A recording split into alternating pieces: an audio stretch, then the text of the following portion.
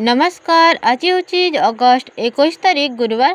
मु आपणे आसी अमित ओडिया टीवी रे आज सकाल ताजा खबर। आसतु जानिबा आज खबर गुड़िक विषय रे। स्कूल पिलांको मिलिबो चाउल, बैंक खाता को जीव टंका। मिलिथिबा सूचना अनुसार चलित वर्ष हिटवेव जोगु निर्धारित समय पूर्व बंद होइतिला स्कूल।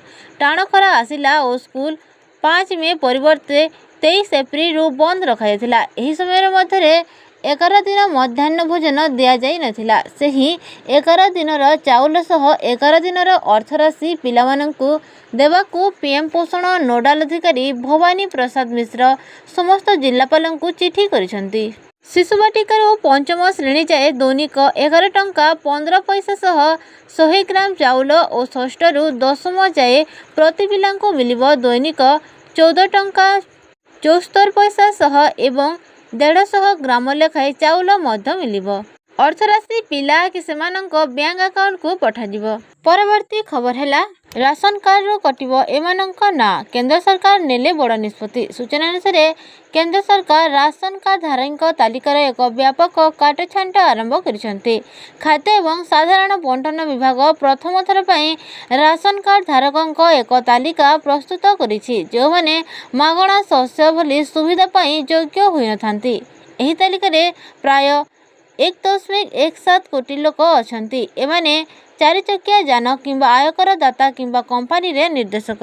केंद्र राज्यगुड़ी को सेप्टेम्बर 30 सुधा एही अयोग्य कार्ड धारकन को हटाया पई आवश्यक जांच करबा को निर्देश देछि। परवर्ती खबर हैला ट्रेन यात्री पई नुआ नियम। अधिक ओजनर बैग नेले देबाको पड़िबो जरिमाना। मिलिथिबा सूचना अनुसार अनेकंक प्रथम पसंद होउछि रेल यात्रा। कम खर्च रे दूर स्थान को जीवार सबुठु भल माध्यम होउछि रेल यात्रा। आउ साथी निज इच्छा अनुसार जिनिस नेबारे भी रहितिला सुजोग। किंतु एणिकी विमान यात्री भली रेल यात्री को खूब शीघ्र अधिक ओजनर बैग पत्र नेले अधिक अर्थ देबाकू पड़िबो।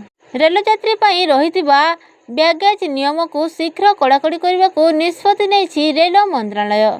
विमान यात्री को जेभली लगेज सीमा बाहर अधिक सामग्री नेले अधिक शुल्क देवाकू पड़ुछि रेल यात्री को मध्य सेभली अधिक शुल्क गणिबाकू पड़िबो। परवर्ती खबर हैला तेल किनिबा नेई भारत को बड़ ऑफर देला रूस। आउ काम देवनी ट्रम्प को धमक। सूचना अनुसार अमेरिका राष्ट्रपति डोनाल्ड ट्रम्प रूस रु तेल किनिबा नहीं भारत उपरे प्रबल लगिछंती जहाको नहीं 25% अतिरिक्त शुल्क लागू करछंती। तथापि भारत तार आवश्यकता अनुसार रूस रो निरंतर तेल किनिछि। एही समय रूस एक बड़ निष्पत्ति नेछि एवं भारत को तेल क्रय उपरे 5% रिहाती देबाकू निष्पत्ति नेछि।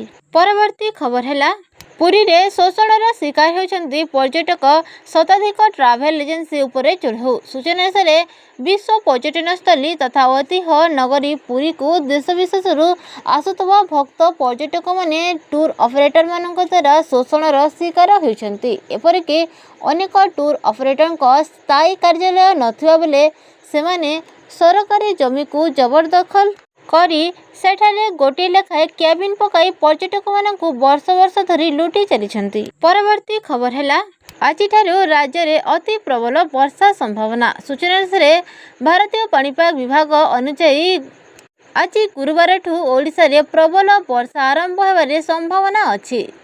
बालेश्वर, भद्रक, जाजपुर, केन्द्रापड़ा, कटक, जगतसिंहपुर, पुरी, खोर्धा, नयागढ़, गंजाम, गजपति, सुंदरगढ़, झारसुगुड़ा, बरगढ़, संबलपुर, देवगढ़, अनुगुल, ढेंकानाल, केन्दुझर एवं मयूरभंज जिलार गोटे किंबा दुईटी स्थान में झड़ वर्षा वज्रपात एवं घंटा प्रति 30 रु 40 किलोमीटर बेगर पवन बहिबा नहीं सतर्कता जारी करिछि पाणीपाग विभाग। सेहीपरि गुरुवार 4 दिन पई उत्तर एवं पश्चिम ओडिशार किछि स्थान में प्रबल वर्षा होई पारे। सेहीपरि अगस्ट 21, 22, 23, 24 तारीख रे वर्षा होवार संभावना रही। परवर्ती खबर हैला ट्रम्प भारतर रप्तानी उपरे लगाइछंती 25% पलटा शुल्क। सूचना अनुसार भारत अमेरिकार आमदानी उपरे उच्च शुल्क आदाय करुथबा अमेरिका राष्ट्रपति डोनाल्ड ट्रम्प भारतर रप्तानी उपरे 25% पलटा शुल्क लगाइछंती। एथि सहित